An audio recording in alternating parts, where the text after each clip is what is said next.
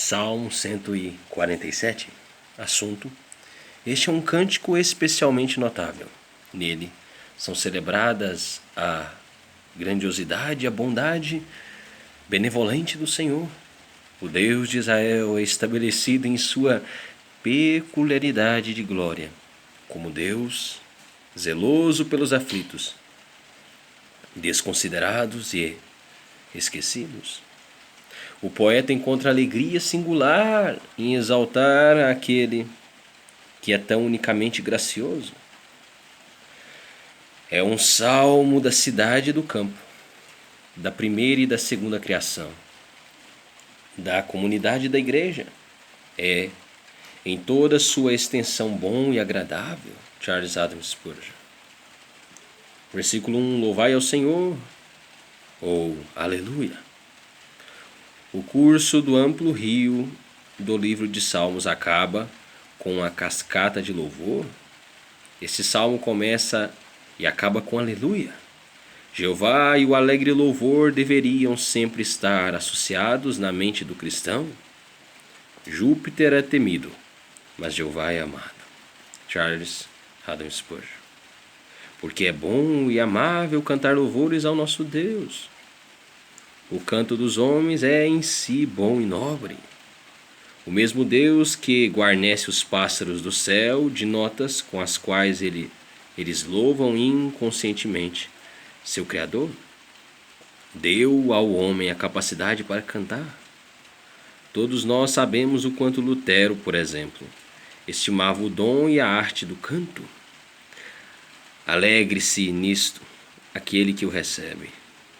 Aquele que tem falta, busque, se possível, suscitá-lo, pois é um bom dom do Criador. Rudolf Stier. Isto é agradável? Decoro Almeida Revista e Corrigida. Não há céu, neste mundo ou no mundo vindouro, para pessoas que não louvam a Deus? Se você não entra no Espírito e adoração do céu, como você pode esperar que o Espírito e a alegria do céu adentrem em sua vida? O egoísmo faz longas orações, mas o amor faz orações curtas, que podem se prolongar em louvor. John Pulsford. Louvor. Há outra coisa que é um sério constrangimento para o louvor num culto de adoração da igreja. O fato de que temos tão poucos hinos de louvor.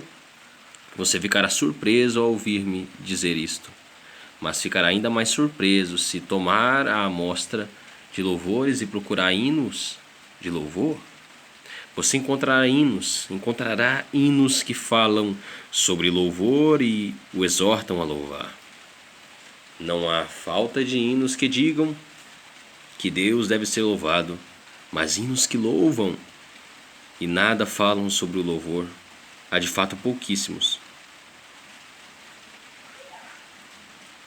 E os que há são quase uma dívida nossa com as antigas igrejas. A maioria deles vieram a nós das igrejas latinas e gregas. Não há lugar na literatura humana onde você encontre tal louvor como há nos Salmos de Davi. Henry Ward Beecher. Enfim. Versículo 2: O Senhor congrega os dispersos de Israel. Espiritualmente, vemos a mão de Deus na edificação da igreja e na reunião dos pecadores. O que são os homens sob a convicção do pecado, senão párias de Deus, da santidade do céu e até mesmo da esperança? Quem poderia reuni-los de suas dispersões e torná-los cidadãos em Cristo Jesus, senão o Senhor, nosso Deus? Este ato de amor e poder ele executa constantemente. Portanto, que o cântico comece em Jerusalém, nossa casa, e que toda pedra viva na cidade espiritual ecoe o tom, pois é o Senhor quem traz novamente os seus banidos e os edifica unidos em Sião. Charles Haddon Spurgeon. Versículo 3: Saros de coração quebrantado e lhes pensa as feridas. Os reis da terra acreditam ser grandiosos, por sua altivez, mas Jeová se torna de fato grandioso por sua condescendência. Vejam, o Altíssimo que se relaciona com os enfermos e contritos, com os miseráveis e feridos. Ele anda pelos hospitais como bom médico. Sua profunda simpatia pelos enlutados é uma marca especial da sua bondade. O Senhor está sempre curando e restaurando o que não é obra nova para Ele. Há muito Ele a executa, não é algo do passado, do qual agora tenha se cansado, pois Ele ainda cura e ainda restaura, como o original coloca. Venham, corações quebrantados, venham ao médico que nunca falha em curar. Descubram suas feridas diante dele, que tão ternamente as fecha. Charles Haddon Spurgeon. Como um homem que tem uma flecha farpada, cravada em seu lado, e a flecha arrancada da carne, deixando, ainda assim, a ferida não cicatrizada. Da mesma forma, o pecado pode ser arrancado do coração, mas a cicatriz que foi feita ao arrancá-lo ainda não está curada. As feridas que ainda estão sob cura são as pragas e perturbações da consciência, os suspiros e gemidos de uma alma faminta pela graça, o veneno urticante que a presa da serpente deixou para trás. Estas são as feridas. Agora o coração é despedaçado de 3 maneiras.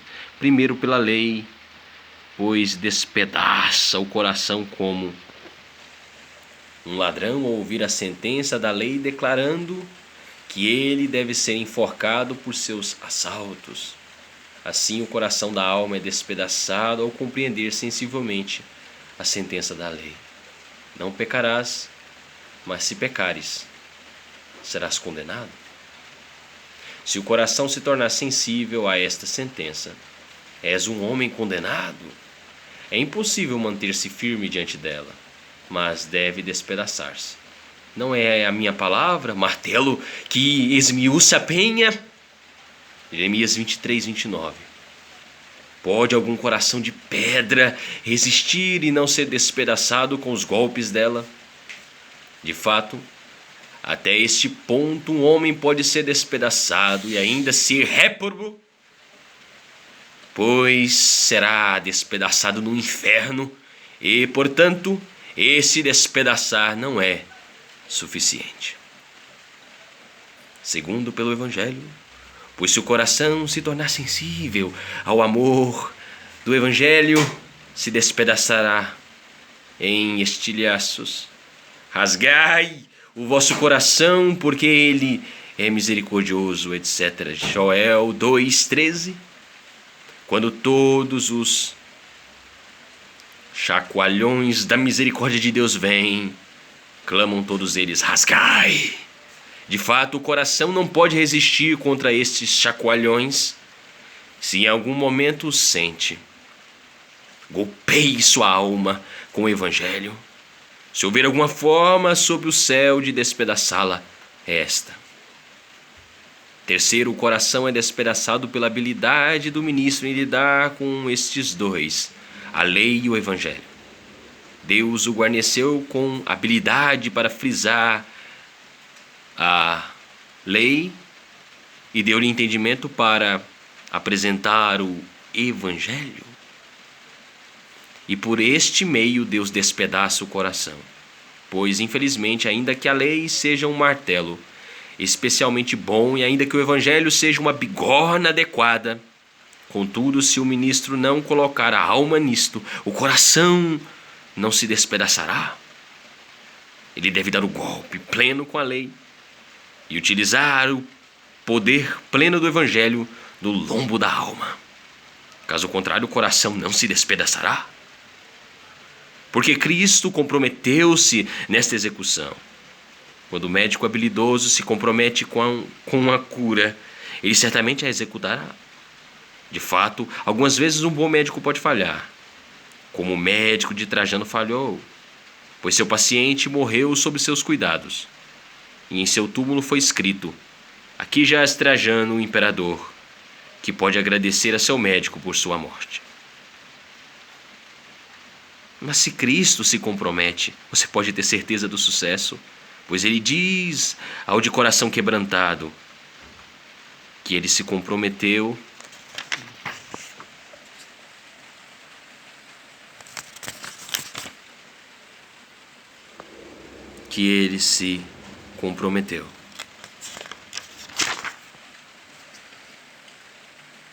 Ele já sentiu o seu pulso.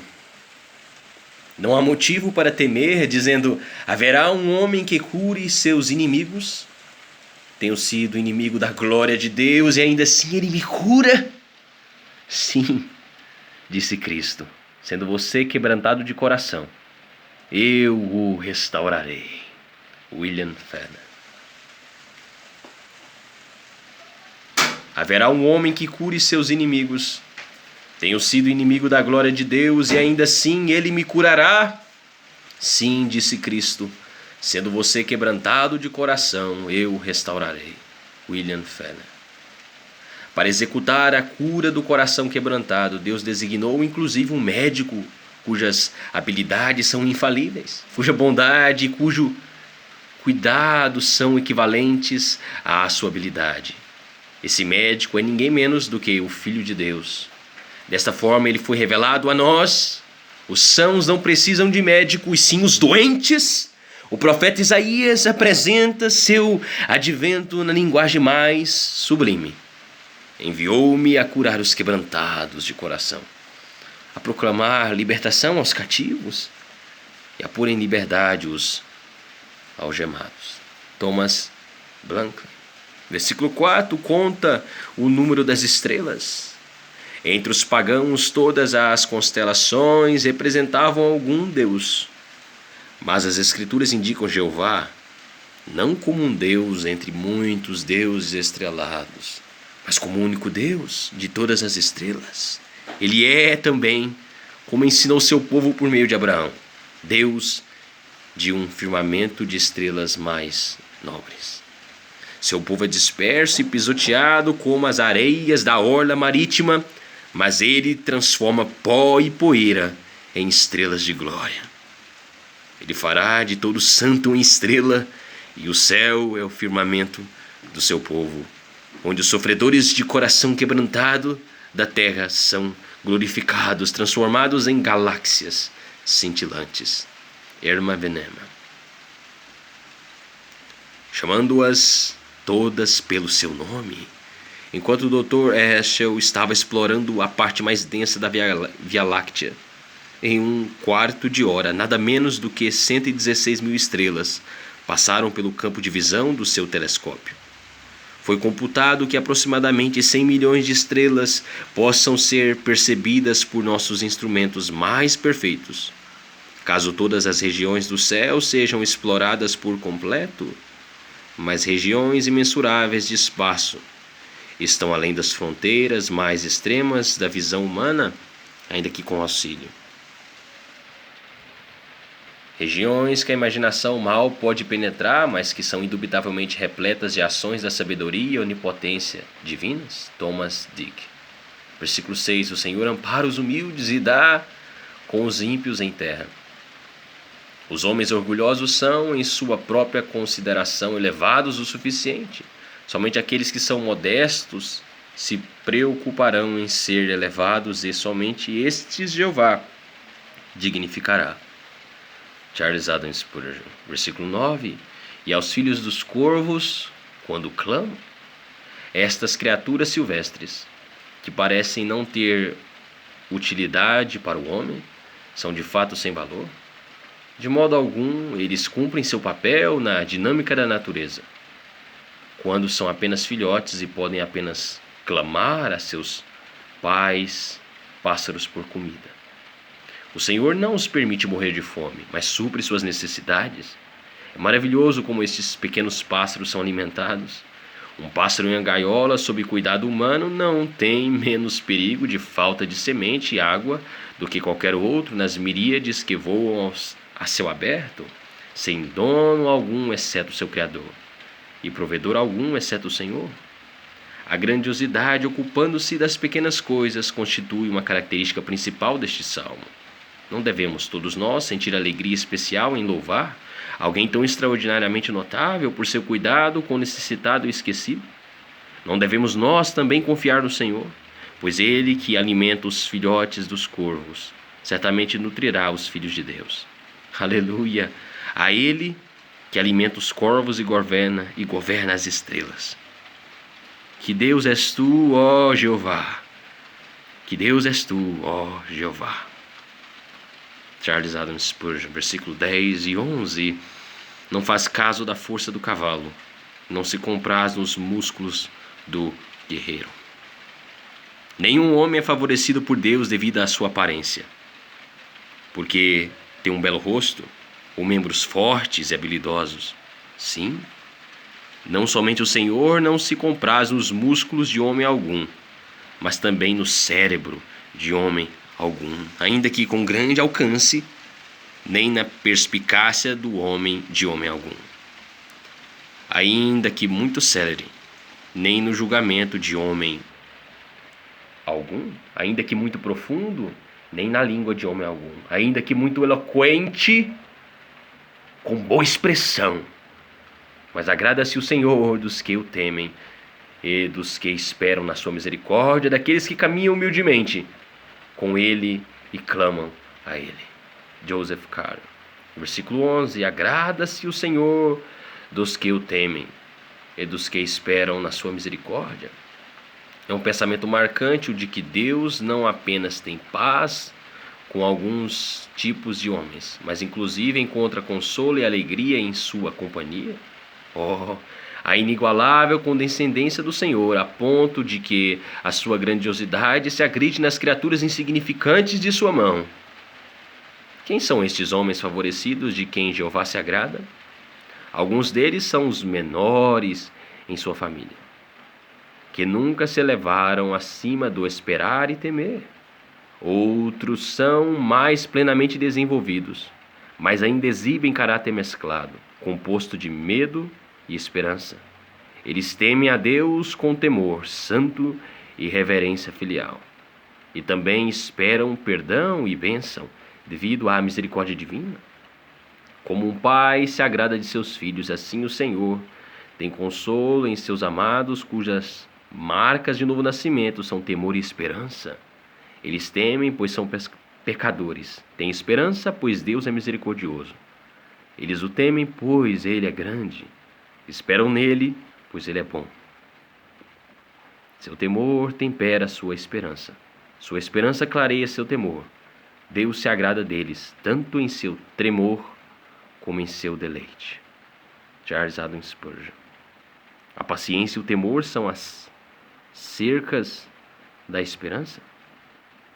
Há uma bela relação entre esperança e temor. Ambos estão conectados neste vínculo, neste versículo. São como a cortiça na rede de um pescador, que a impede de afundar, e o chumbo, que a impede de flutuar. A esperança sem o temor corre perigo de ser confiante demais. O temor sem a esperança, em pouco tempo, se desesperaria. J.S. Bowers. Versículo 17. Ele arroja o seu gelo em migalhas, ou migalhas de pão. É uma declaração digna feita por alguém sobre este texto. O gelo é pão, a chuva é bebida, a neve é lã, a geada um fogo para a terra, fazendo-a reluzir internamente com o calor, ensinando-nos o que fazer pelos pobres de Deus. John Trapp. O gelo é pão, a chuva é bebida, a neve é lã e a geada um fogo para a terra, fazendo-a reluzir internamente com calor, ensinando-nos o que fazer pelos pobres de Deus. Interessante, né? Assim como Deus envia gelo, chuva, neve, geada. Interessante. Certo dia, ao falar sobre o clima, a irmã do arcebispo Layton Lhe disse: está extremamente severo. O bom homem respondeu: mas tu, ó Deus, fizeste verão e inverno. J.N. Pearson. Versículo 18: manda a sua palavra e o derrete. Israel no cativeiro está preso ao gelo, como os navios dos viajantes no Oceano Ártico. Mas Deus enviou a brisa vernal de seu amor, a água fluiu, o gelo derreteu e eles foram libertos. Deus transformou o cativeiro deles e suas correntes geladas foram derretidas pelos raios solares da misericórdia de Deus e fluíram com correntes frescas e dinâmicas, como as torrentes do Negueb. Reluzindo no sol, Salmo 126, versículo 4. Assim foi no dia do Pentecostes. O inverno do cativeiro espiritual derreteu e dissolveu pelo suave sopro do Espírito Santo, e a terra sorriu e floresceu, como flores da fé, do amor e da alegria da maré de primavera. Christoph Wordsworth. Versículos 19 e 20 mostra a sua palavra. Não fez assim a nenhuma outra nação? O que é a revelação do Evangelho pelo próprio Filho de Deus? Pois ainda que a lei seja obscura e desfigurada desde a queda, contudo, há algumas de suas noções enxertadas na natureza humana, mas não há a mínima suspeita no Evangelho. A lei descobre a nossa miséria, mas somente o Evangelho mostra o caminho para sermos libertos dela. Se uma vantagem tão grandiosa e preciosa não toca o nosso coração, e ao possuí-la com alegria, se não formos sensíveis aos compromissos que o Pai das Misericórdias tem colocado sobre nós, seremos os miseráveis mais ingratos do mundo. William Bates.